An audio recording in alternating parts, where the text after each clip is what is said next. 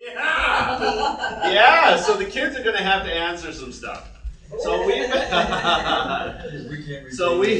we started week 1 learning that there were basically, and I presented 2 different types of science. Do you remember what they were?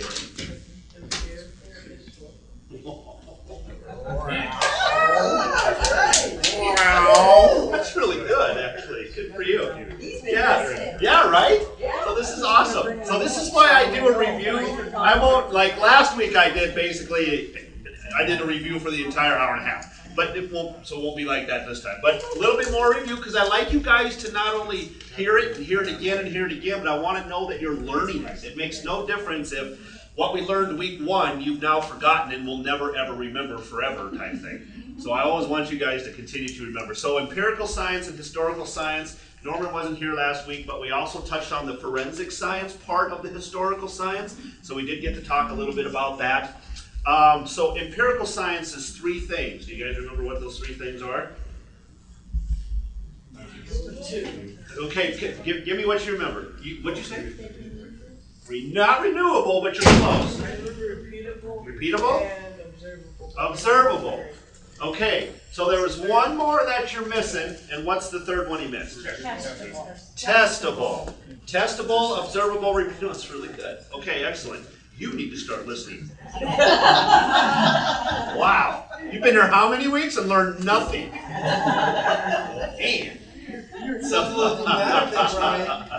Testable, observable, repeatable. We got to test something, we observe what happens, and then we have to be able to repeat it as well. For a gold star, there's something else that the science needs to be in order for it to be called science. Does anybody know what that word is? Falsifiable. Falsifiable, right. You have to be able to falsify it. If you can't falsify it, they don't consider it to be science. This is why they say you can't put God into the science classroom, because there's no way to falsify God did it type of a thing, right? And so that is also called the God of the gaps argument, where if you see something, you observe something, and you're like, well, how did that happen? The claim will be, well, it's not falsifiable, it's not repeatable, it's not any of that. So the whole God of the gaps argument is always used against people of religion because they don't find that to be scientific. However, that's not what we've been doing in this classroom. When you guys have been coming, what I have been doing is showing you evidence, and then we are making inferences from the evidence. Is that correct? Right. So we learned about DNA, right? And what was the thing that we learned about DNA error correction, right? So we looked at what DNA error correction is. We looked at how it works, and then we made inferences from what we observed through the DNA error correction. Do you remember all those processes we went through? And we inferred that there were 2 types of information. Do you guys remember the 2 types of information? You're doing so well. Be specific. Those aren't the right 2. So one of them is the name of a person. That's how I always remember it. Shannon information and specified information, right? And we looked at DNA is made up of which kind of information? Specified information. How many letters are there in the DNA language? 4. What are they? A-C-T-T. Proud of you! So we inferred that because DNA is a language, and because it is made up of not just not just Shannon information, but specified information. Specified information only comes from an intelligence, right? And so we would infer that intelligence is God, correct? So we are making inferences based on the actual evidence that we look at. So just know that what we're doing here is not creating some sort of God of the gaps argument, okay? So why did that happen? Well, God did it. Well, that's not an explanation. And it's right, that's not an explanation. Just simply say God did it. We got to be able to look at the evidence, find something to look at, and then infer something from that evidence, which is what we've been doing. So keep that in mind. What What is it that repairs the machine that repairs the machine that repairs the machine? That's a great question. So that's really good, actually.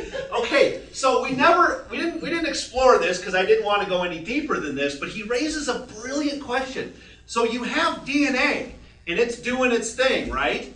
Well, if it makes a mistake, then you have DNA error correction that follows it, right? Right. Well, what happens if the DNA error correction breaks? There's probably, we don't know, I've never read about it. That's your answer. The answer is, I don't know if there's something that continues to correct the error correction. Like, is there an extra layer of error correction? Now, there is another layer of error correction, but it isn't always for the same thing. So, you're gonna rabbit trail me here, but I'll make it really short. So we were talking about what's called point mutations, right? You had A combines with what? T, and C combines with G. So if it was supposed to put a C, but it put a T, the error correction will catch it, right? And then it'll put a C in that spot. That was called a point mutation. That means one little tiny letter was changed. So they call that a point mutation, but there are different types of mutations, and they're all error checked. It not only checks for point mutations, but there is error correction. There's at least 3 different types of error correction, and one of the other types of error correction tests for syntax. So remember when I said there's a start codon and there's a stop codon and then there's all the instructions in between that, right? There's also a correction that goes through to make sure that the sentences are all correct. Periods are in the right place, capital letters are in the right place, if you want an analogy for that. So there's also an error correction that is correcting for the syntax of the actual text itself. So it's looking at all of that. So it's not just every little single letter. There's also an error correction that looks at the thing as a whole, the paragraph as a whole, to make sure it makes sense. Now, what happened, as Gene was asking, who repairs? But that was God. That was God. When you have something like, and here's the example I'm going to give you. A grandchild of one of my nieces was born without a brain. Okay. What happened to the DNA correcting itself? Okay, so then in that case, this is really good. So you had, is it a grandchild or someone? It was a great nephew. Great grandniece. So a great grandniece was born without a brain.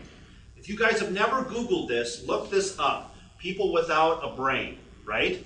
So you'll have, of course, you'll get sidetracked by all the liberal websites, but eventually you'll find the scientific websites, right?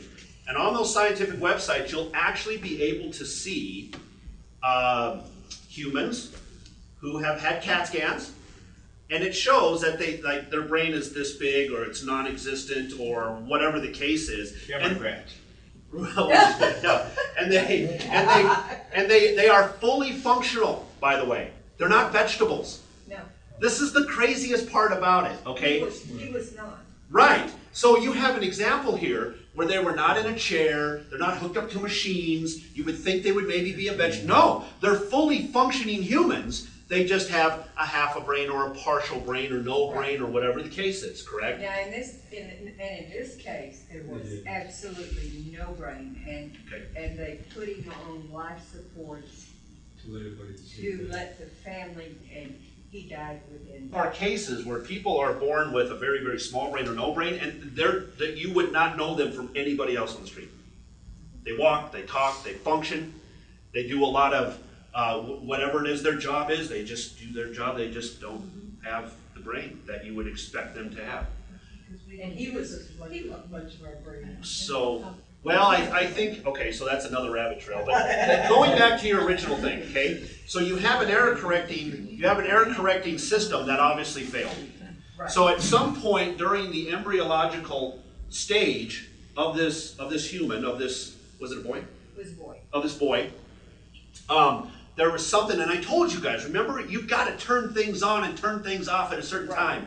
You can't create the skin before you create, or like behind the bones or whatever. The bones can't be created outside of the skin, and the veins can't be created outside the skin. And the fingers have to grow at a certain level. You got to stop the fingers from growing. And there are messages being sent for all of that. This process of building this brain was never clicked on. That was never turned on. Everything else. He was perfectly formed. There you go. 10 fingers, 10 toes. Oh yeah, and just a beautiful child. Okay. So everything else was running at the same time.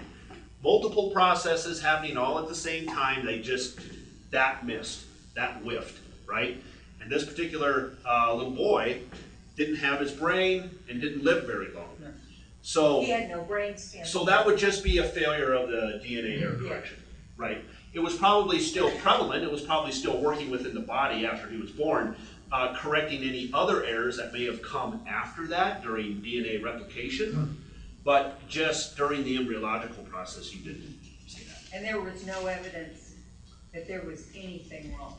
Right. So this leads us to another part of the discussion. We'll do it right after we pray. Heavenly Father, we want to thank you again for bringing us all here. We thank you for yet again an opportunity to learn about your incredible creation. The creation that you tell us about in Genesis, the way it happened and how it happened, and how you entered that creation and you came here for us. Because we could not live the perfect life, you sent your only Son for us to die on that cross so that we might be with you one day in heaven.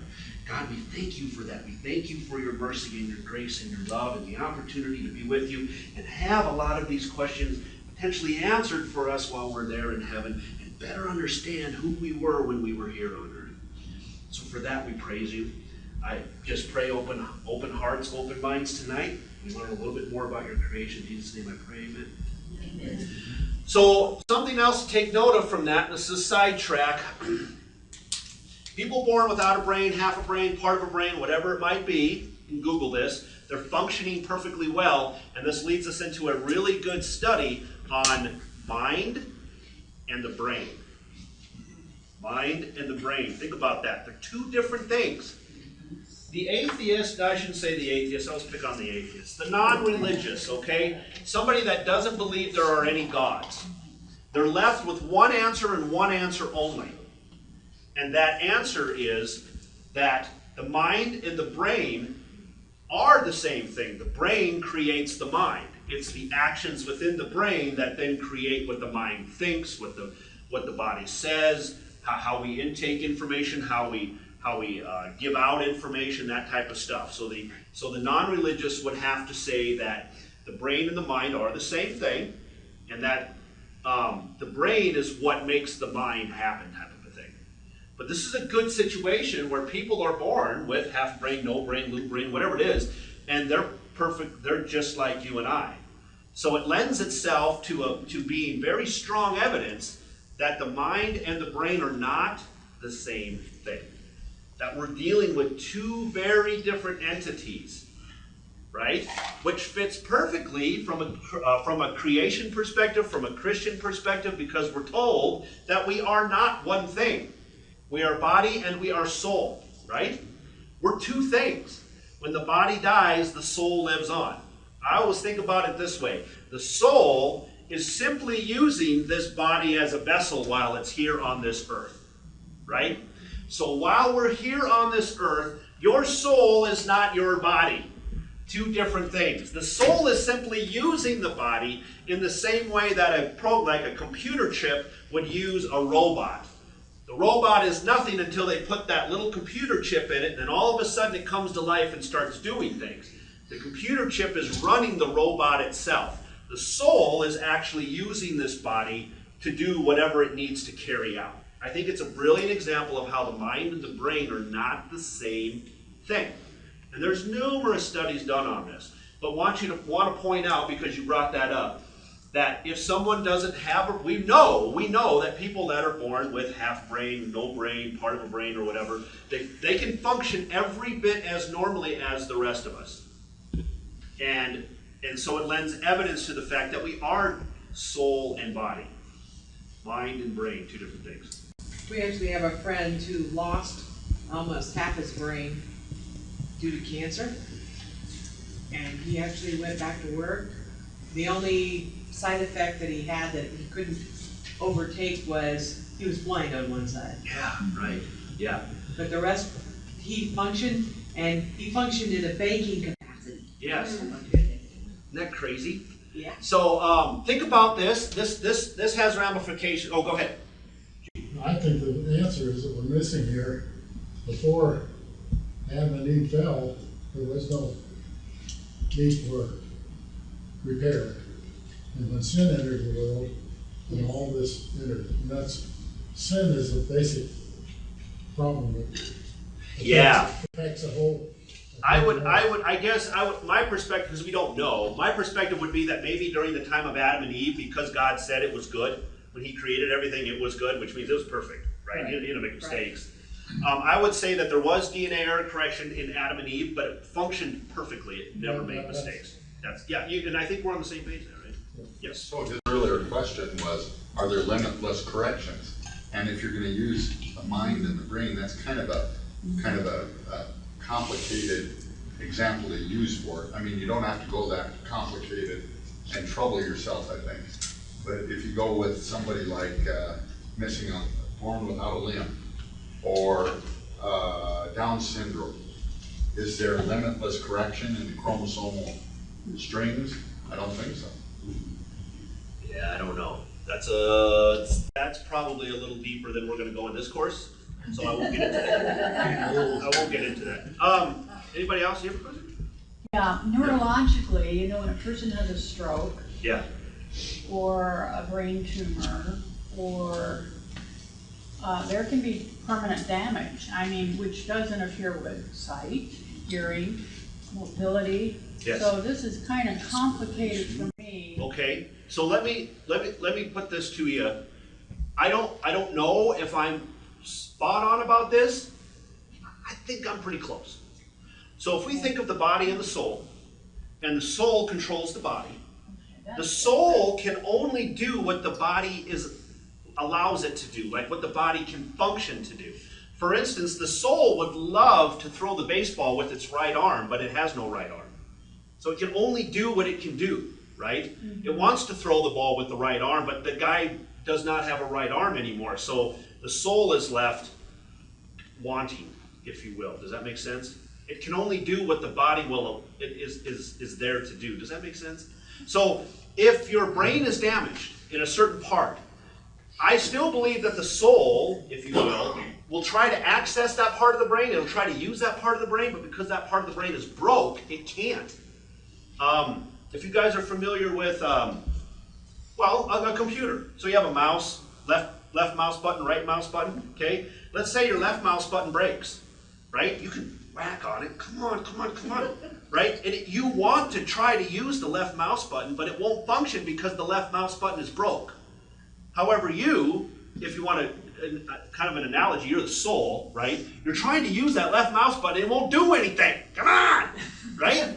But it won't do anything because that left mouse button is broke. So if part of your brain is damaged, it is possible that it's trying to access that part, it's trying to use that part of the brain, but it can't. Well, there's also adaptation. Yeah.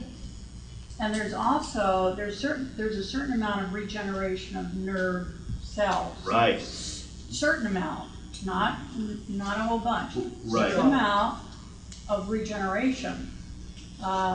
So think about, let's say you've got 10 wires leading into something, and all 10 wires break.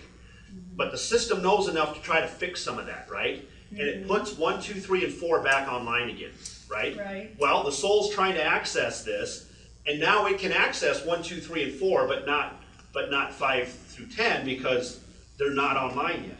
Does that make sense?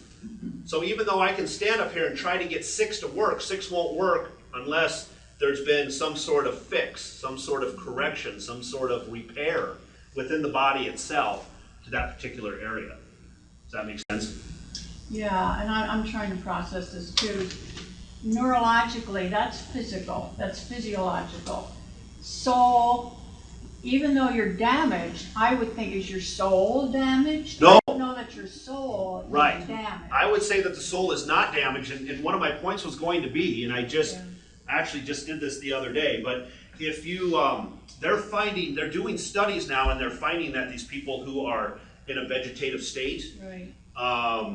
or in a wheelchair, and they can't talk, they can't communicate, people that are in hospice maybe, you can't communicate with them, they're finding out now, they're doing some studies and starting to find out that their brain is still firing. Yes. Like you're talking to them, They can hear. and it's like they can hear, right? So I tell people all the time, listen, if you've got a loved one who's in that kind of a state, keep talking to them, because you don't know that it's not getting through to them. We're finding out that a lot of that information is getting through to them, and it's changing the way we see those in those kinds of situations, where the soul is still aware of what's going on, but the soul can't talk, it can't communicate, because the body, the physical body's broke, right? It's broken, it can't communicate. It wants to, it hears you, it knows what you're saying, but it can't communicate, because the physical body it's trying to work through can't, it's broken. And that's proven. Yes, yes. So if you have people that are in that situation, talk to them. If you have I just recently visited someone, it's a friend of mine whose father never really cared much about religion, right? He just never had a passion for it, and my buddy, who's a Catholic, told me that I never really talked to him about it. Because, they don't necessarily, Catholics aren't really known for spreading the gospel, or it's just not what they do, right? They tend to be a lot more reserved about their religion, about their feelings. Don't ask, don't tell type of a thing, right? They are very reserved. So I told him, I said, where's he at? And then I went and I sat by the bedside and I talked to him. He was on machines and the whole bit in a hospice care, because you never know, like maybe he can hear me, and I gave him the gospel message, and you don't know that in his head, maybe he didn't say, yes, Lord, I'm a sinner. Forgive me. But maybe he did. But maybe he did. Maybe he heard me. And in his mind, maybe he heard me, right? And the people that are around him, surrounded, they've already blown him off. He's dead, he's dying, there's no chance for him, he's in a vegetative state or whatever, and they're not giving him a chance, right? So I'm telling you that if you get the chance, go ahead and give him that chance. Go do it. I've experienced this twice in my lifetime. And, Being brain dead? no, I won't go into all the circumstances, but the guy had a stroke, and Castle and I went to visit him. He didn't respond to family, doctors, anybody else. We prayed with him and asked him specific questions about his salvation, and all of a sudden the guy came up in his bed, and when he did that, it scared me. Yeah, right? He just said, Lazarus. He said, my leg itches, and laid back down, never came to again, but he responded to squeeze my hand, Yeah. and that was it. And came up. Then, in town, a neighbor from out of Johnson Siding, he was in a coma down there, and I went down one night, and miraculously I got into ICU. I told him it was his neighbor, and he was all wired up, and I just prayed with him about his salvation and that. And I said, Bill, do you understand what I'm saying? Squeeze the hand. Yes. Yeah. Crazy. So Crazy. So he heard you. Right. Yeah, absolutely. So, of course, God can do anything. If he wanted that guy's ears to be open, he would have opened his ears, and he would have opened his mind to what I was telling him, because he's God, and that's what he does, right? But science is also showing us that just because they're in that state doesn't mean that they don't hear you, they don't understand you. So I think it's also a brilliant example of how we have a separation of brain, physical brain, like you put in a jar, and the mind, which is immaterial. The mind is not made up of physical stuff. It's an immaterial thing, right? So you have the mind that's immaterial and the brain that's material, two different things working together with one another. And so, yeah, I would invite everybody to do that. I also tell this to a lot of the younger people because they get fashioned into society.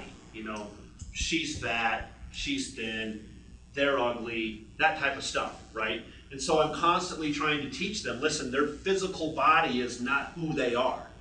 Their soul is who they are. I mean, I mean, they might have an ugly soul, right? But who cares what their body looks like? Who cares what someone's body looks like? Right? I think people get so wrapped up in the physical appearances of people that we miss the soul that's behind that. You know, we miss the soul that's inside of that. So as apologists, as Christians, we should be speaking to people as souls, Right. not as physical beings. Right? Does that make sense? Speak to people as souls, not as physical beings. This is why we try to be winsome. What's that, Perry? That's why I said in a winsome manner. Right, in a winsome, yeah. You and I were just saying the same thing. In a winsome manner. Great minds.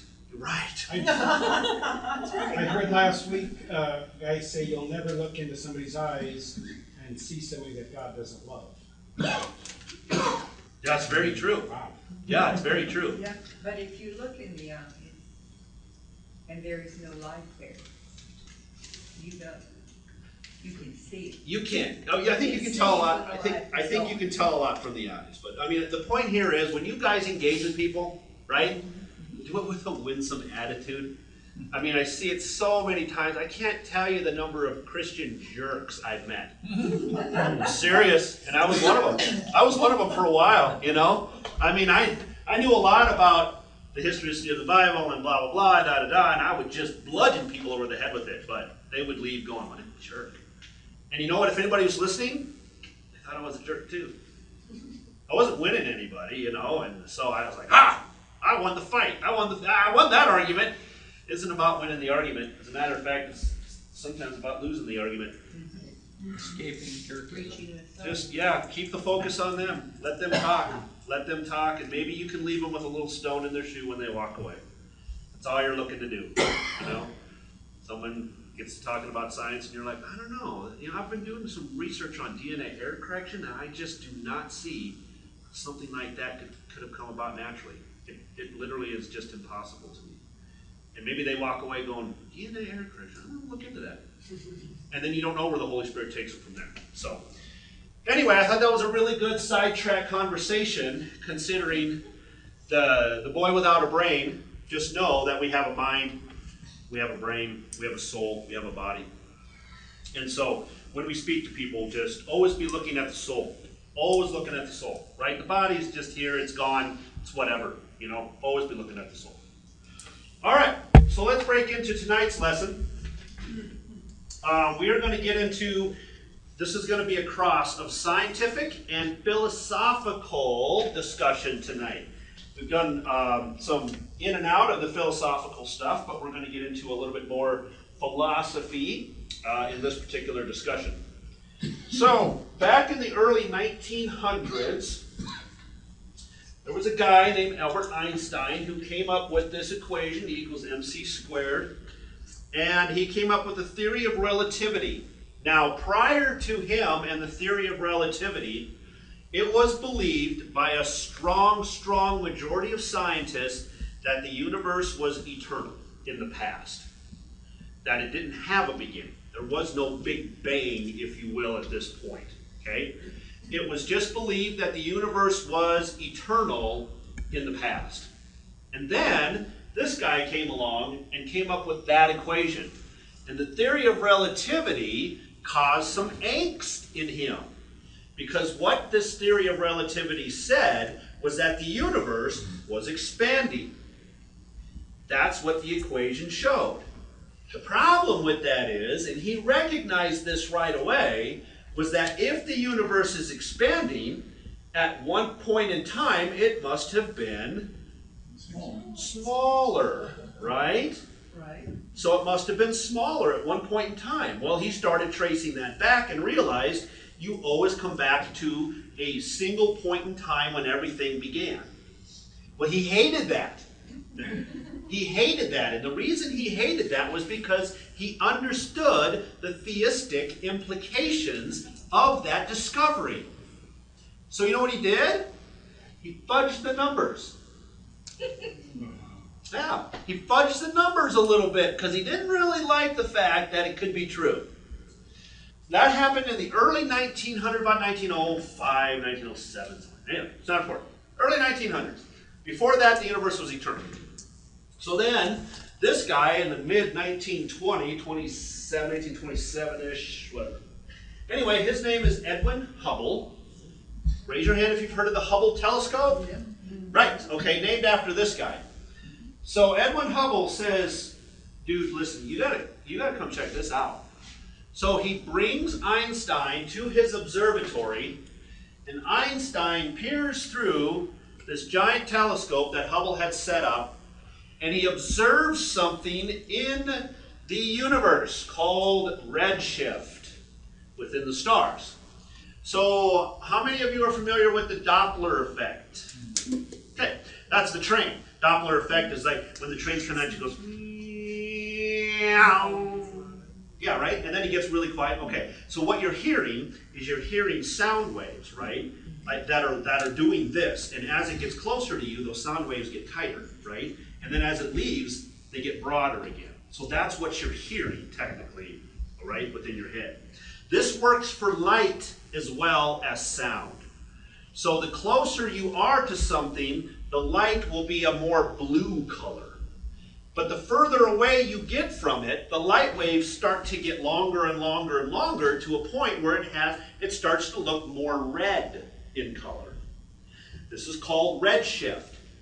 After observing this for long periods of time, Hubble noticed that the stars were getting a bit more red in color through observation, which would tell you that they are doing what? They're moving away. They're moving away, right? So this was really, really strong evidence that the universe was expanding. It wasn't static. Everything wasn't here, and this wasn't here, and that's the way it had stayed for eternity. It showed that things were moving away from that point, okay? So that redshift caused Einstein to leave the telescope and tell the news reporters, I can no longer deny that my equation was correct. The universe is expanding.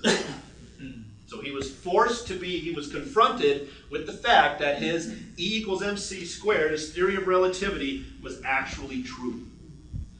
So he could no longer deny that. Of course, this is what led to the Big Bang Theory. As you guys know, a couple notes on this. It wasn't a bang, it was just, that's a term that was coined for it, the Big Bang. There was no explosion. It was, of course there's no sound in space because of vacuum. Okay, so it was like Star Wars, that's all made up. You blow up the Death Star, it doesn't explode. Blah, blah, no, it just... Which isn't very climactic when you're in a movie theater, right? So you gotta throw in the explosion, because you don't really hear it. Anyway, as it is, there was no bang. It's actually an expansion. If you want to be all technical about it, people call it the Big Bang, but it wasn't a bang at all. It was just an expansion of time, space, and matter, which we'll get into in a second. So here was a look at the Big Bang Theory and the idea behind it, blah, blah, blah, blah, blah, what happened kind of from the point it started. This shows 15 billion years later, which is where we are today, except the 15 billion years was changed to 14.9, which has been changed to 13.9, which I believe just a couple months ago was made 12.9. That's usually Hugh Ross that does that. He changes it all the time. Yeah, so this was not Hugh Ross, but it was science. Like the science has now come. Just it's like South Dakota weather. Wait a couple more minutes, it'll change. It'll be something different, you know. Literally, the textbooks can't keep up with all the changes that they're making to how long ago these things happened. So as it is, it's like 12.9 billion years now or something. Anyway, the Big Bang Theory. So how did it start? It started with something called a singularity. What is a singularity? It is a point in space-time, such as a black hole, at which matter has infinite density and infinitesimal volume, and the curvature of space-time is infinite. It's all fancy-dancy, schmancy talk, right? So I gave you the actual definition. The singularity is something that they believe was literally the size of an atom. One single tiny little atom. Not big at all. Not big. It was not big. And they believe that what I mean by they is secular scientists. When I say they, it's secular scientists. They believe, and some Christian scientists actually, the old earthers, okay? The old earthers believe this is how it began, with a singularity type thing. And So the singularity is about the size of an atom, and they claim that inside that singularity was all of the matter that was necessary to create the trillions and trillions of stars that we see around us today. Yes, that's it. I know it's funny, right? I am not kidding. Remember, whales have legs. Don't forget. Okay? So if they believe that whales have legs, it's just, this is just, yeah, okay, I get it. When the whales yeah. start wagging their Yeah, tails. yeah, you know. Whales came from dogs, or hippos, or cows, or whatever. Pick one. Gotta be one, right? Gotta be right somewhere. So of course, something the size of an atom could expand and create all of the stars in the universe and everything, right? Now, if I put, so there's a problem right away, and you laughed at it, and it's true. If I put a speck of sand on this thing and said, okay, it's going to expand and become the Statue of Liberty, you would laugh again, yeah, right? Right. Now, most people would, but for whatever reason, they believe the logic is that, well, of course, that doesn't have enough matter in it to become the Statue of Liberty. There's not enough matter in that little thing to become statue. But they believe that something the size of an atom did trillions and trillions of stars. I'm not kidding. This is true. This is what they really think. So this is These people are nuts. this is how far you've got to go to not look upon the face of God. Okay, you've got to come up with these things. So the first problem is something the size of an atom creating trillions of stars. Second problem is, does anybody know? How did it start? Oh, thank you. Where did the singularity come from? Where did this one little atom Yes. come from? So if you look in the textbooks, if you watch videos of the Big Bang, they glamorize it, right? They'll show you the video and they're like, that's too there was nothing. And then for the singularity. That's really bad audio because they never have good audio in those museums and stuff. So I tried to recreate that for you. Thank you. Welcome. So they never ever address where the singularity came from. They don't know. They have no proofs for that. Nothing. And I'm telling you, nothing. So they never talk about where the singularity comes from, which is a really good talking point if someone kind of brings it up casually, you know. They're like, I heard it all came from like a what was that called? Singularity. Right. Where did that come from? Well, we don't really know at this time. They really don't. Like, there's no working themes out there, Norman. And who flicked it to make it expand? Yeah, right. So the thing you'll hear from a guy named Frank Turek is, if there was a Big Bang, there must have been a Big Banger. Right? So that's kind of the running thing with it. So there must have been a Big Banger. They will never address this. Your textbooks do not address this. Videos on the Big Bang will not address this. They'll dazzle you with lights and action and stars and planets coming out from whatever this thing is or whatever that video shows, but they will never address the most, like the biggest. This is question begging here. Where did the singularity come from? They will not answer you on that. Because they don't know. They don't know. They don't know. They really don't. Made it up. They're sure that it all came because the universe is expanding. It was once tighter. What started it? A little thing called the singularity. And from this singularity came everything, right? But they never go into it doesn't even make sense that something the size of an atom would have the matter necessary to create everything. And two, you're still giggling about it. You're going to pee yourself. Stop. So the second thing is, where did the singularity come from? They never address that, okay? So keep that in mind. So even if we go right back to the very beginning of all of this, we have such a problem with the beginning of the universe. Such a problem. Did Einstein believe that? Yes. He believed it began with a singularity. No way. Yeah, for sure. For sure, yep. As smart as that man was, he believed it. Claiming to be smart. He wasn't. No, he wasn't. Well, but the type of guy he was, he looked for proofs. And I'm surprised he would believe in that without being able to figure any mathematical proofs for it. Okay, so anything but God, right? Yes. So think about where we're coming from, though. I think what people miss is that these guys are PhDs. So we think they're really, really smart. How can they be so really, really stupid? That's where we go with this, right? And I don't blame you. But here's what you're missing. Common sense. Right, well, smart and common sense. Some of that is the problem. Let me tell you where the real problem is, and that is their worldview. Yes. It's not in the fact that they're too dumb to understand this. It's that they don't want to understand this.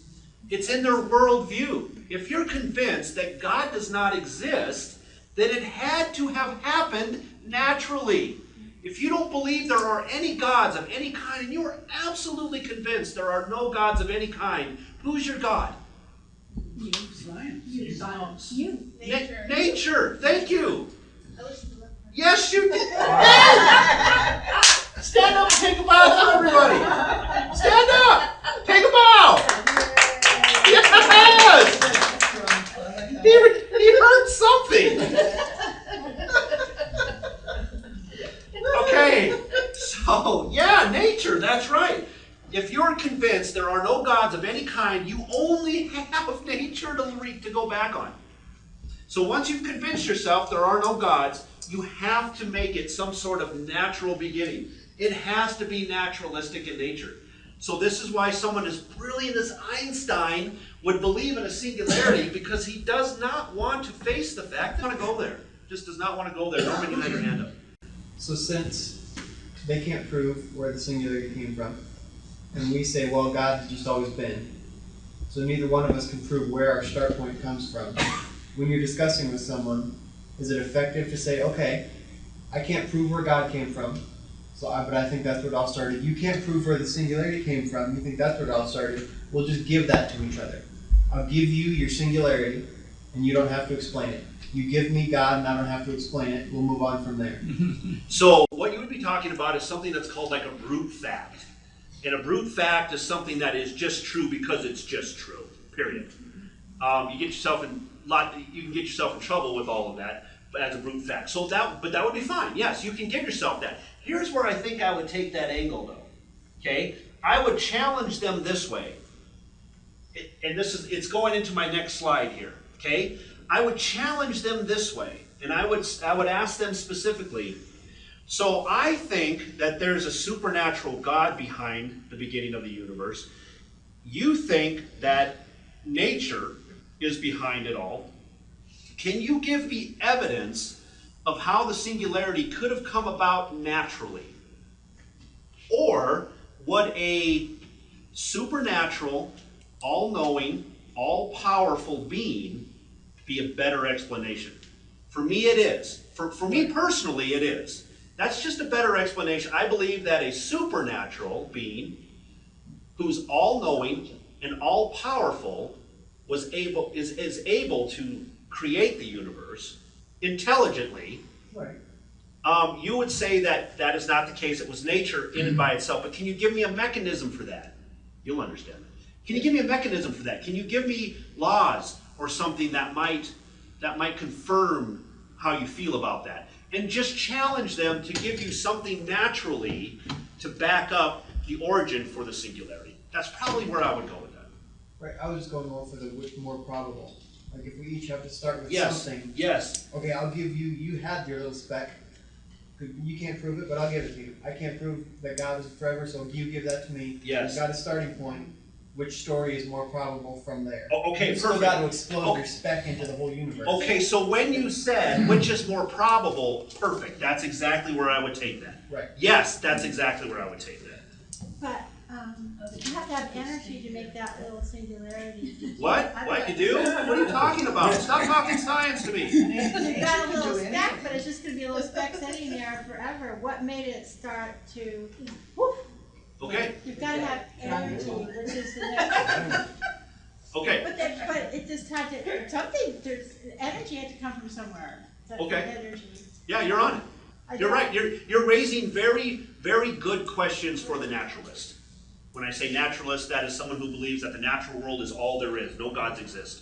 A materialist and a naturalist are the same thing. So when I say naturalist, so you are causing some problems for the naturalist. Well, Mr. Einstein is certainly very bright, because I have no doubt that he is. Very bright. So, what would he say to that? So on a side note, just so you guys know, at the end of his life, it's not believed that Einstein became a Christian. it is believed that he reached deism. Yes, he did. No, I mean, that's. Yeah. Yep. His later writings, he did kind of find his way into a deistic type of an idea. A deism is where God created the universe and then just kind of stepped away from it and just kind of did its own thing after that. So there's a God that created everything, a supernatural being that created everything, but is not working within that creation at all. Just created it and then just kind of stood back and said, well, let's just see what happens. That's a deistic idea. Okay, gotcha. All right. With that, he could believe that science had simply not caught up with the explanation for that yet. Right. That's Of right. all the people that think Einstein is so brilliant, I spent quite a bit of time in Princeton, New Jersey shortly after he died. Knew his sister. And Hold on, you knew his sister? yeah. Oh, you're really old. That makes sense. Well, here's the interesting part. If you talk to the eggheads on the campus, Yeah. they wouldn't agree with most of this. But if you talk to the business people and the citizens of the town of Princeton, which is a neat little town, they have all kinds of stories about this brilliant Einstein. How he would come downtown in his slippers and pajamas if he remembered his slippers, or he would do the most bizarre things while he was teaching students his brilliance. He was an absolute clown, an absolute idiot by the terms of anybody that could observe him up close and personal. We got a lot of those in the universities now. That's no kidding. Yeah. I lost respect for intelligentsia when I went to college. Yeah. And I observed these screwballs with 3 and 4 PhDs and worked for one of these guys in a laboratory when he blew the end of the laboratory out, not once, but twice. So he was repeatable. So that was science. Nice. Norman, yes. Dennis Prager said when he has people call into a show, he said there's some people I can tell who go into this really deep question. He goes, and he says he can peg it almost every single time. Because their question would just be the most bizarre, wordy, nonsensical, and he goes, the further they go, the more sure I am the next question that I'm going to ask them. He goes, and I can peg it with almost complete certainty. I'll ask him, do you have a PhD? They'll go, yeah. Yeah, so keep in mind that PhDs, and this is what I found, and I will get some flack from this if a lot of people watch this video, but fortunately nobody will, so I'll just tell you. Here's been my experience after 48 years of life, and that is having a PhD and being intelligent are not, they're not the same, right? That's right. They're not synonymous with one another. However, we as a society give them that. Now, I'm not saying we shouldn't respect the fact that they are a PhD, don't get me wrong. But what I am saying is that having a PhD simply means that you are book smart. It simply means you were good at passing tests. You were good at doing whatever the professor told you to do, and at the end of it, they gave you this little white sheet of paper that said, congratulations, that they could have made on a Xerox machine for like 20 cents, right? Yes, right. Ultimately, that's what it is. At the end of it all, being a PhD simply means you're really good at doing school stuff.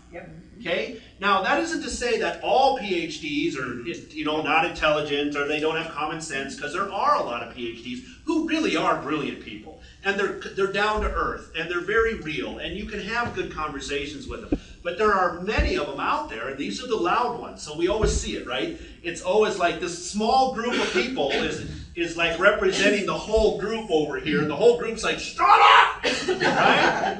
And so you get this small group of these PhDs who are saying things that are in the news and all over the place, but you've got all these other PhDs who are like, shut up! That's so stupid, right? So just keep in mind that having a PhD and being super smart aren't always the same, and I think Einstein was in that boat, right? He was just mathematics and the equations, it just made sense to him. He just saw it, kind of like autism or something, But the rest of his world was just quacky, right? Well, most autistic children are brilliant. Brilliant. Yeah, it's like And if you can get them to a point that they can sit down with a book You're gonna have somebody with a PhD. Yeah, right. But it They can do doesn't it. mean they understand it. It doesn't mean they can balance their checkbook, That's which is right. what we hear all the time about Einstein. He couldn't balance his checkbook, so yes. Looks like an beautiful mind. Yes, I beautiful mean, mind. he had Yes. that mathematical brain, Yep. but he was schizophrenic. Yes, gets it from they don't know. Sounds like a song, right? Where I'm going, you knew I was going. So singularity, they don't know where it came from. They don't know the origin of it, and none of them really want to talk about it. They're all kind of hush-hush about it, right? Textbooks, movies, whatever you might see about it. Also, how does something the size of an atom? We have two laws that most people are very familiar with. The law of conservation of mass and the law of conservation of energy. I gave you the technical definitions of it, but it's really just that easy. It's really just as easy as this. Matter can neither be created nor destroyed. How many of you have heard that before? Energy can neither be created nor destroyed. How many have heard that before, right? So matter is like you, right? Okay? That can't be created, can't be destroyed. You can be put into it, you can change form though. Like cremation, like you get burned really bad, right? You know what I'm saying? So matter and energy cannot be created, nor can it be destroyed. So if we work off of, now keep in mind these are law, conservation, and law, conservation of mass. Laws, remember what we talked about? At the bottom of that rung is what? Does anybody know? Is a hypothesis. A theory, and if the theory is shown to be true, eventually becomes a law. So this is the highest of the echelons you can reach, right? We know these are true, like the law of gravity. We know gravity exists.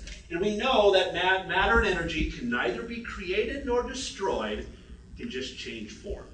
So if you put this together with what we just did, you can see the problems that are about to arise down the road. Something else you need to know about is something called the first law of thermodynamics. This is the law of conservation of energy. Energy being that energy can neither be created nor destroyed. States that the total energy of an isolated system is constant. Energy can be transformed from one form to another, but cannot be created or destroyed. I'll give you, the reason I bring that up is because our universe is an isolated system. And what that means is nothing is coming in from outside of the universe feeding it. There's no energy coming in from outside the universe putting more energy into this universe. Does that make sense? So imagine our universe is an enclosed fishbowl. Think of it that way. Nothing gets out, nothing gets in. It's only what's inside that fishbowl. Okay? So if matter is destroyed, a planet or a star blows up, the energy stays within the fishbowl. It just changes form now, right? Into something that's polarized you can't see anymore. Were you going to say something? You were thinking about it? Okay. All right. So, first law of, thank you. Law of conservation of mass, conservation of energy. Matter and energy can neither be created nor destroyed if you put the two together. First law of thermodynamics just simply states that in an isolated system, this is what is true. Okay? And we are in an isolated system. Now, the Earth is not an isolated system because we have sun's energy coming in on the Earth. So it's a little different. If you just go with the Earth, we're not an isolated system here on Earth because the sun's energy is feeding the Earth, right? But the universe itself is an isolated system. You say it's isolated simply because you can't describe or define an end or finite law? There's no matter coming into our universe or leaving our universe. There's no energy coming into our universe or leaving our universe. Does that make sense? No, but you're talking about in a given space. That given space can get bigger and bigger and bigger since it's infinite space. So space is expanding, right? Based on Einstein's theory of relativity, right? Yeah, so the space is expanding. Oh, right. The space is expanding, but stuff isn't coming in and stuff isn't leaving the universe. Okay, yeah, cool. Yeah, okay, cool. So that brings us to this. There's a guy named Lawrence Krauss who wrote a book called A Universe from Nothing. Why did he write the book? Because he saw the problem. Right? Where did the singularity come from? And he recognized that we have the laws of matter, mass, and energy. Matter and energy can neither be created nor destroyed, which takes us back to the singularity. Where did the singularity come from? If matter and energy cannot be created, where did the singularity come from in the first place? Do you see the problem from a naturalistic perspective? Right? So there's a huge problem with the beginning of the universe. This guy tried to solve it. Lawrence Krauss. Lawrence Krauss wrote a book, The Universe from Nothing. And in this book, he showed how a universe can come from nothing. And it's been all over the place in all of the scientific literature. It's like, problem solved, we figured it out. But what he did was something that was ridiculously deceitful. I mean, intellectually dishonest to the nth degree. And this is what he did in the book. I have the book, by the way. It's pretty interesting. Krauss and his nothing. All right? So nothing is loops. It means I had no thing for breakfast, right? So what'd you have for lunch? I had nothing for lunch. Oh, so you ate a sandwich? No. I had nothing for lunch. Oh, okay. So you had a smoothie? No. I had nothing, no thing. I had no thing, right? So this is what the term nothing means. It literally means no thing, right, put together. His nothing was a quantum vacuum filled with energy governed by the laws of physics. Now, in this situation, you can get these little quarks, they just pop in and out of existence, literally out of nothing. In this situation, you get stuff that just pops in and out of existence out of literally nothing, right? But is a quantum vacuum and energy and the laws of physics nothing? No, it's not nothing. This is something. But he calls this nothing in his book. He lied. He redefined the term, right? He lied. Right? He redefined the term. Are we not used to that in today's society? Yes. Right? The redefinition of terms. If you don't like what that word means, well, we'll just change the definition. That's right. And we'll make it whatever we want. Stop it! Being a racist. Knock it off. Drink the now has been redefined to mean it's a racial slur. Okay. Don't drink the Kool-Aid No. because you're making fun of people of color because you're saying. Well, let's just we'll kind of sidetrack, but politically right now, Trump called Baltimore rat infested. So they're saying, what he means by rats are black people. He's a racist. That's where they're going with it now. So do you see where they're rats? Did you see the video? Yeah, like literal rats are falling from the ceiling, like the rat animal, right? And that's clearly what he meant. Anyway, if you don't like the term, just change the term, right? Change the definition. This is what he did. So his nothing, a universe. So he's telling everybody, yeah, you can totally get a universe from nothing. And because he's a PhD, they're all like, wow, really? They figured it out? Like they really figured it out, right? Well, he's not telling them this part of it. In his book, he reveals that nothing is a quantum vacuum filled with energy and still is governed by our current laws of physics. That's not nothing, that's something. Okay? Because he's a PhD and everybody gives him the respect. This is what goes back to what we just talked about, right? And I can't remember who said it. Oh, I think it was a guy named John Lennox who said that rubbish is still rubbish even if it's said by a PhD or something. Yeah, right. So anyway, so all he did was try to redefine the word nothing to mean something and then claim that you can get something from nothing, which we all know you can get something from nothing. Like nobody disputes that you can get something from nothing, right? But that isn't what he was trying to do. So he literally redefined what nothing meant and then premised his whole book on getting something from nothing, and then just tells people, oh yeah, you get a universe from nothing. Totally. Things pop in and out of existence all the time, literally from nothing. Yeah, in a quantum vacuum filled with energy. Oh, well that's something, right? So they still have not gotten around the problem. They recognize the problem. They know it's a problem. Now we're going to do a little bit of philosophical logic, okay? And the way this happens in philosophy is you start with something called premises, and then you end with a conclusion. And if the premises are true, then the conclusion is also true. So you start with premises, you end with a conclusion. If the premises are true, the conclusion has to be true. That's how it works. Let me give you an example. This is something from a Philosophy 101 class. Premise 1, all men are mortal. Premise 2, Socrates was a man. Conclusion, Socrates is mortal.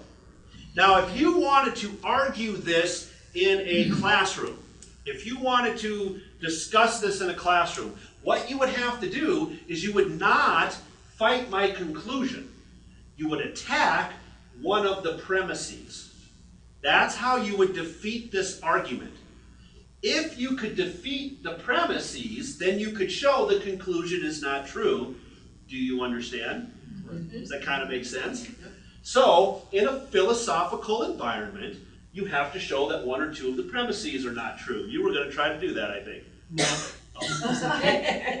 Pizza is food. Food is necessary. Therefore, pizza is necessary. Oh, that's really kind of good. We could break that down. I know, but yeah, but right. Yeah, okay. So, So you understand how this works, right? Okay. Now, there was a guy named William Lane Craig. He's still around. He's probably the foremost well-known Christian apologist in the world today. In the world.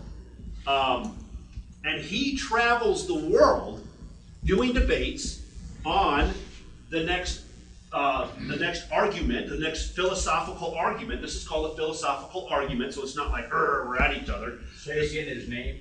William Lane Craig. William Lane Craig, WLC. Define Christian apologist.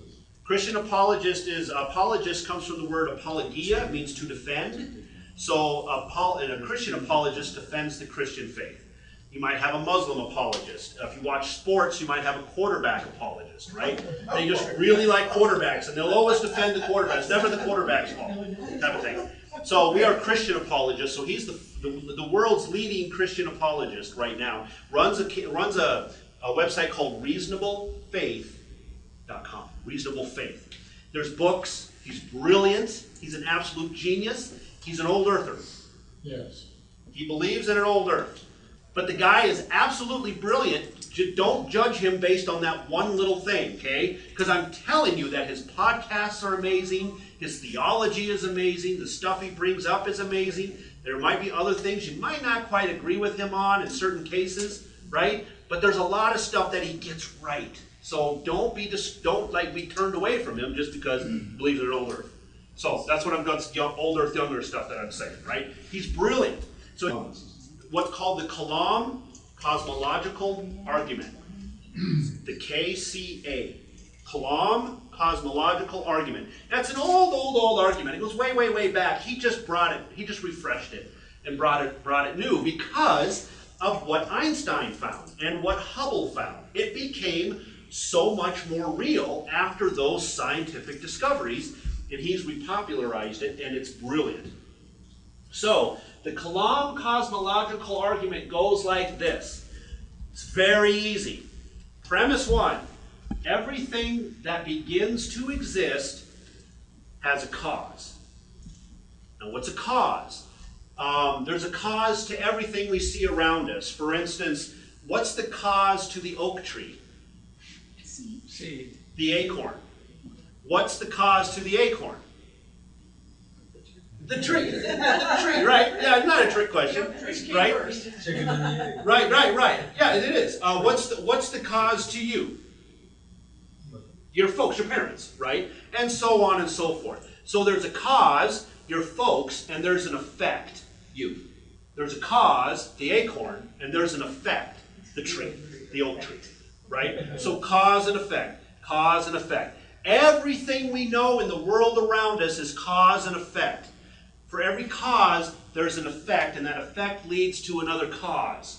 Do you understand how that flip-flops like that?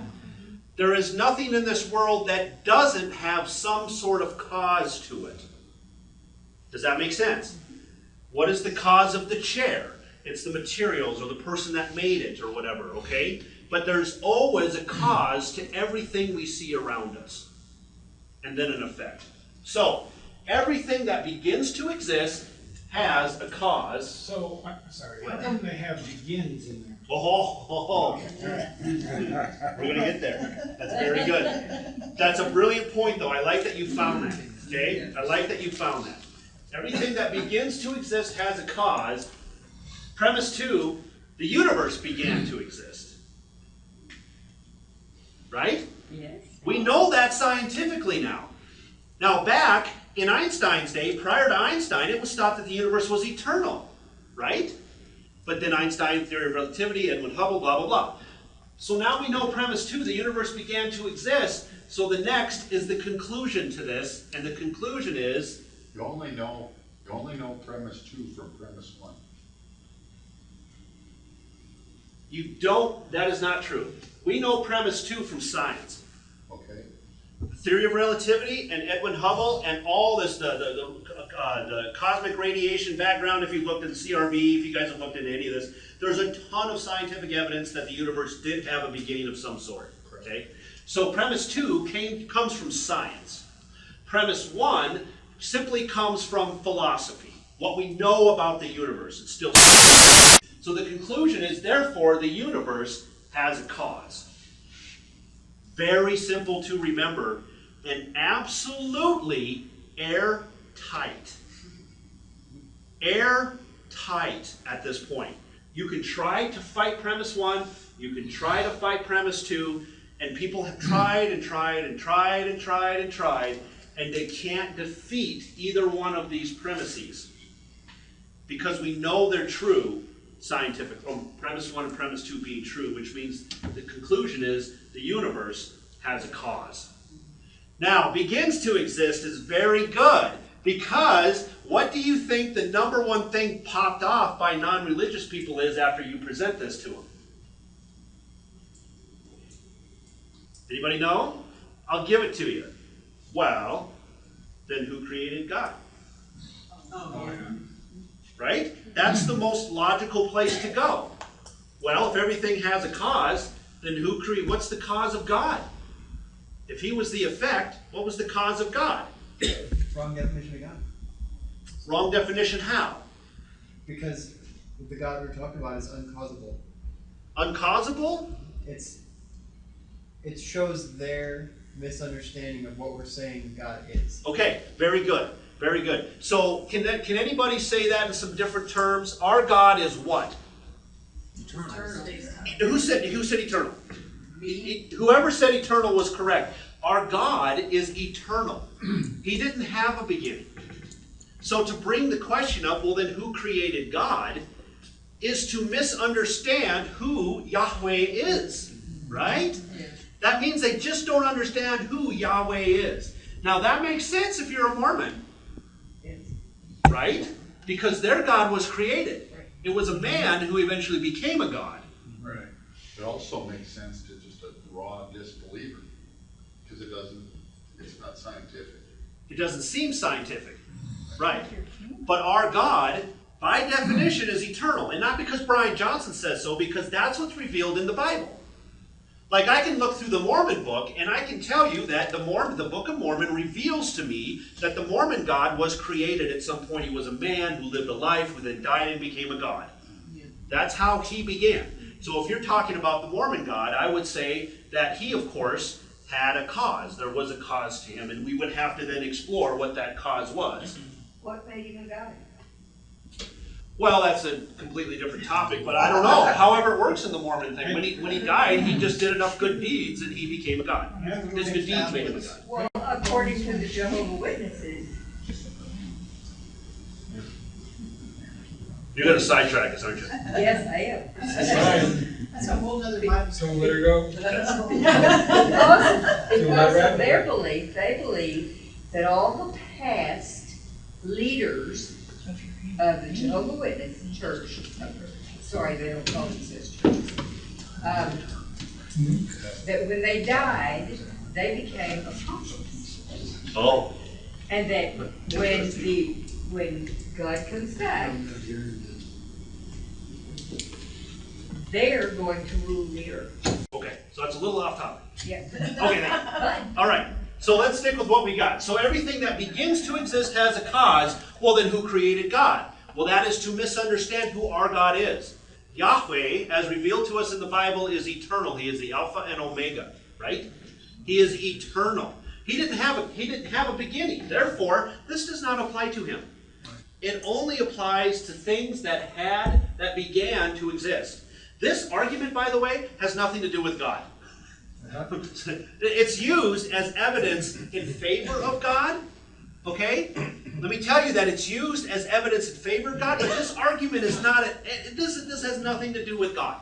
But it has to be ultimately, because if you take begins out of there, it still makes sense. Everything that exists had a cause. So it really... No, not true. It really only applies to God. Not true. So if you take the begins out of there, everything that exists has a cause. If God exists, then he had to have had a cause. That's what I mean. And we would have to explain the cause. It only applies to God. That's what I'm saying. It only excludes God, even though they say it has nothing to do with God. It only excludes God. Oh, you mean as it's written? Yes. Well, if you take the begins out, it still only excludes, yeah. I would argue that that's not true.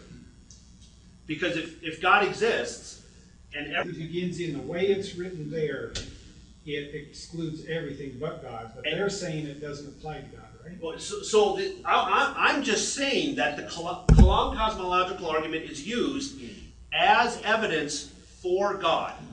But this is not about God. All it's saying are three simple things. Everything that begins to exist has a cause. The universe began to exist. Therefore, the universe had a cause. Period. End of story. The next step in that is, what then was the cause of the universe? Well, for us it would be God. For a naturalist it would be they don't know, basically. So is this a naturalist argument or a creation argument? Well, this is it's not a creation or a naturalist argument. Kalam, how did they come up with it? So Kalam goes way back. Look it up. Kalam goes back 1,000 years, something like that. I don't remember. Why? Because the universe was eternal, right? At that point, the universe was eternal. So they're like, everything that begins to exist has a cause. The universe... Wait, no, the universe didn't begin to exist. The universe was eternal. I challenge premise 2. Therefore, the conclusion isn't true. Okay, done deal. They did not care. This made no sense to them. Okay? In terms of the universe, where it became a problem was when we discovered that the universe had a beginning, which was back in the early 1900s. That's when William Lane Craig kind of, over the years, brought this back around, because he's like, oh, things have changed. This is good now. This is really strong now. So, this is the Kalam cosmological argument. It's very simple. Premise 1, premise 2, conclusion. So keep in mind that the KCA doesn't try to answer what the cause was. It just simply states there must have been a cause if the universe began to exist, correct? So can we infer what that cause may have been from a theistic perspective? And can we build a logical case to support it based on known scientific evidence? That would be our challenge with this. This is the challenge that William Lane Craig takes up. For you intellectuals, if you ever want to look up some of William Lane Craig's debates, you'll find them everywhere on YouTube. They're usually about 2 hours long, but if you want to blow your mind with some high talk, some high discussion, those are the ones to listen to. I had to literally listen to 3 of them before I started to really grasp what they were all talking about. Because there's some pretty high, lots of terminology and lots of peer-reviewed science type stuff going on within these debates. But they're super interesting. So for any of you that are into that kind of stuff, I would highly recommend it. You, I think, would super enjoy it. If you haven't already. I was going to say the word you're looking for is falutin, highfalutin, yes. I have some reservation about William Lane Craig, so I'm going to voice it. I don't want to promote him here. Okay. I haven't figured it out quite, but I think he thinks that we're a sinner because we sin. Not the other way around. I think he's open theology. Oh, I would challenge you on that.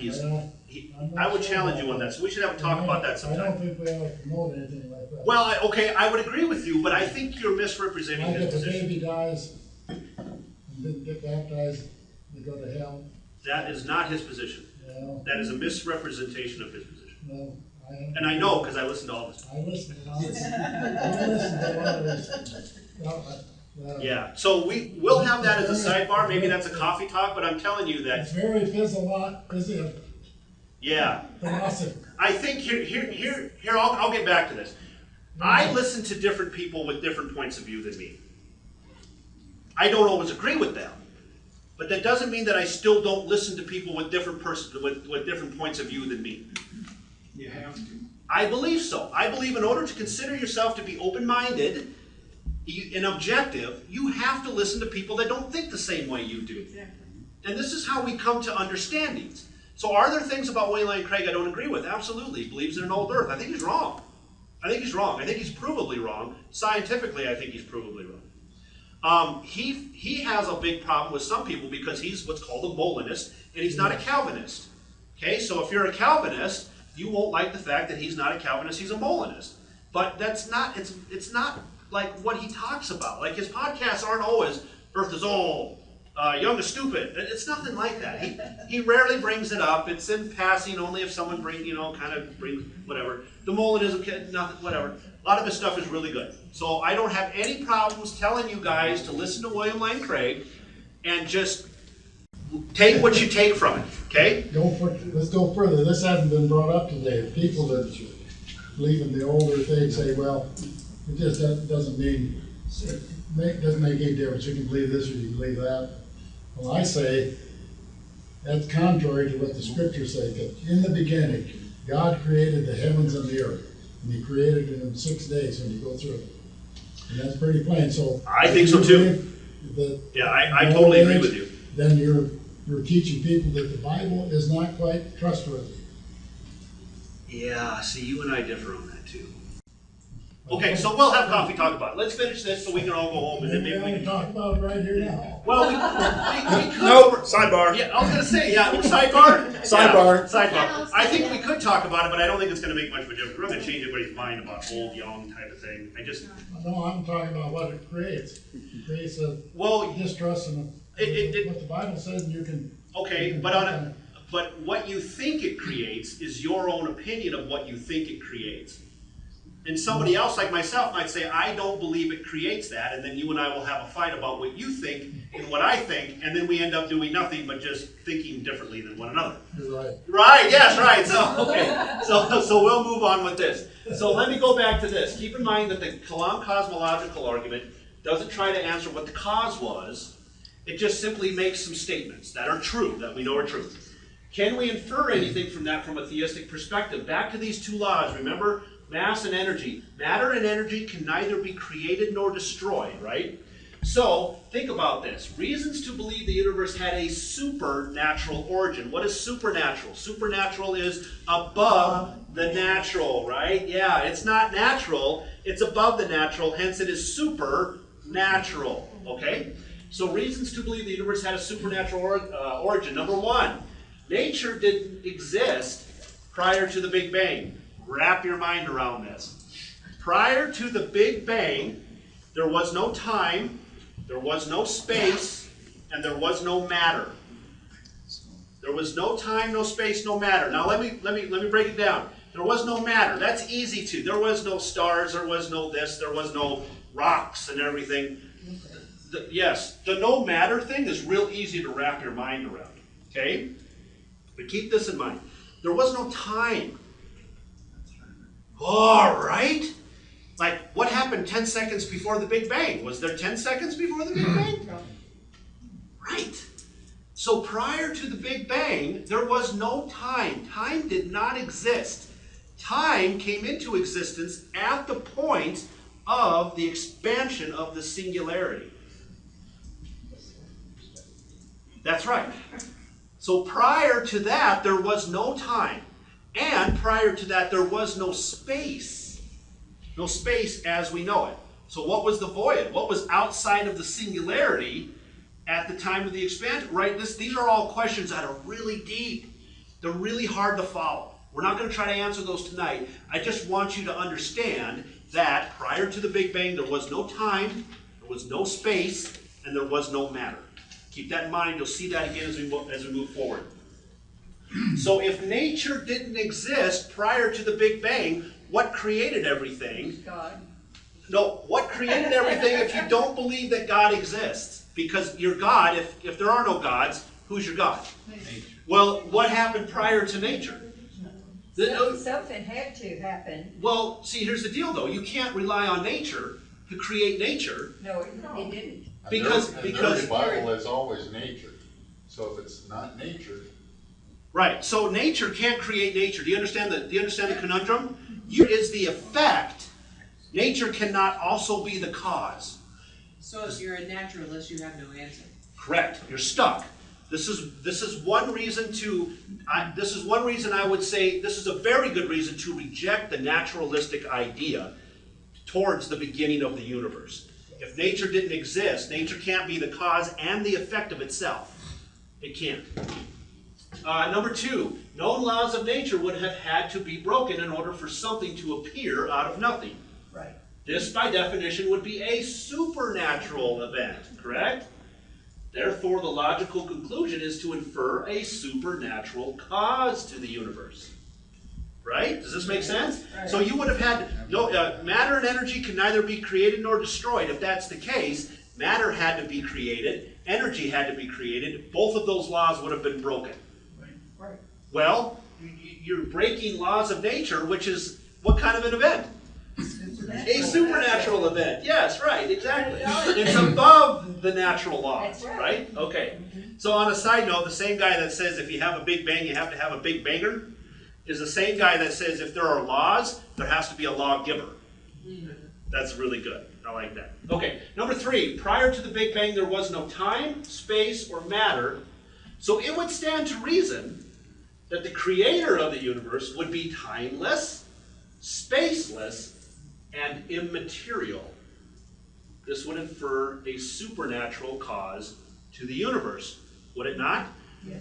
If there was no time, no space, no matter, then whatever created it must have been timeless, spaceless, and immaterial. so how do they rebut these 3? They don't at this point. I've heard him say stuff like, well, we always thought the speed of light was constant, and now we think it's not, and time, they'll say there are naturalistic ways to suspend all this stuff, and it can happen. So, But they'll give you no mechanism for doing that. They'll give you no way how that could happen. So that's where they get stuck. But you're right. And what are we, by the way, on a side note, what are they falling back on? They're falling back on faith. Isn't that the craziest thing? Yeah. Like they all have this blind faith that nature can do all of this. It takes a lot more faith not to believe in God than it does to believe in Him. It really does. So just keep in mind that when these naturalists are coming up with arguments, they're believing them based not on scientific facts, because they can't give them to you. They're believing them based on faith. But because there's no facts to back up the faith, it makes it a blind faith. So it's not even a reasonable faith. It's a blind faith that they're basing this stuff on.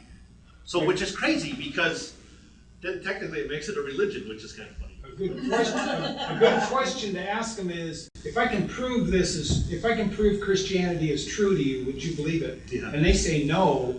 Then you're done. Then you know that you're dealing with a problem of the heart, not the mind. It's not a matter of they don't have enough information.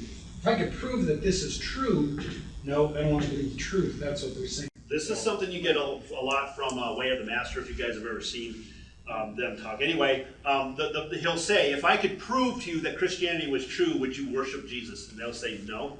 And at that point, they're a scoffer, not a seeker, and it's probably best to shake their hand and move on. Shake their hand and move on. Yes, ma'am. Win some pebble. Brian? Yes. Can I quote Romans 1:20? Yes. 1:20. 120, yeah. Ever since human beings have existed, they have seen the earth and the sky through everything God created, his invisible qualities, eternal power, and divine nature. Human beings, therefore, are without excuse for not knowing God. Yeah. Written by maybe the greatest apologist in the time. Yep, for sure. The most well-known, for sure. Yeah, that's very funny. Keep that in mind. Hey, keep that in mind. That's an awesome answer for them to say, well, what about the person that never heard about Jesus?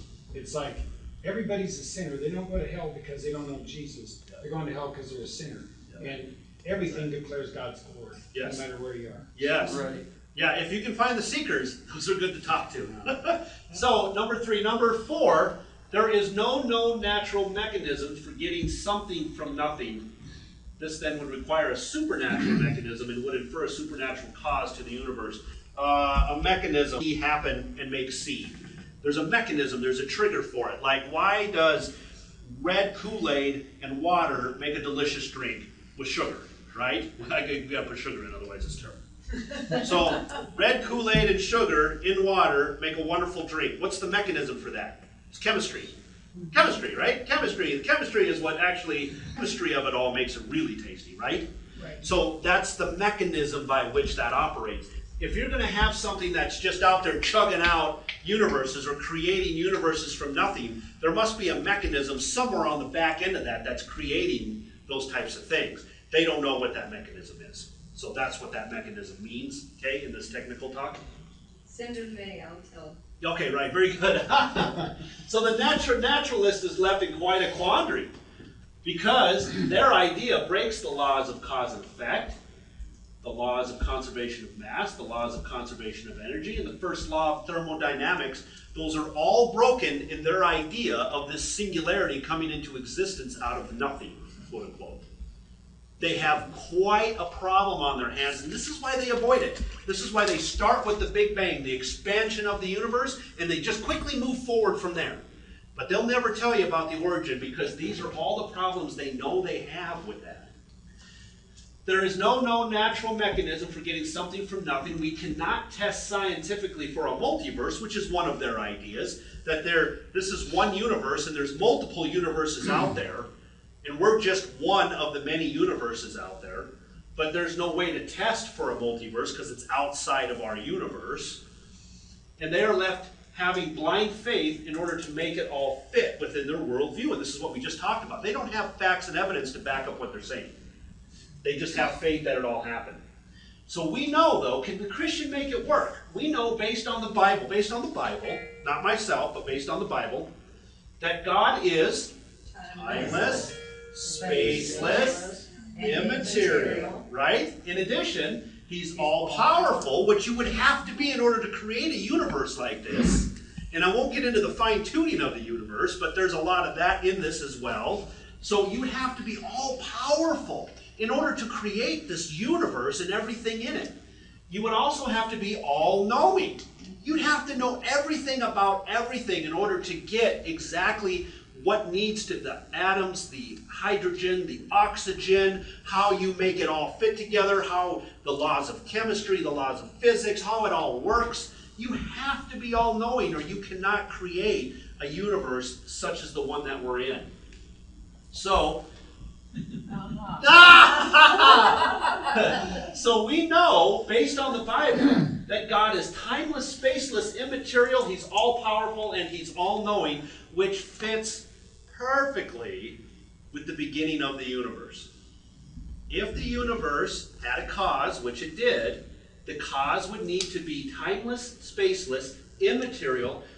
Whoever that creator is would have to be all-powerful to create it in the first place and speak it into existence, and all-knowing as to how to form it all so that we can exist here without dying. And the Bible reveals all of this about our God to us. This is who Yahweh is. And so, can we infer that this is a more logical solution than just nature did it?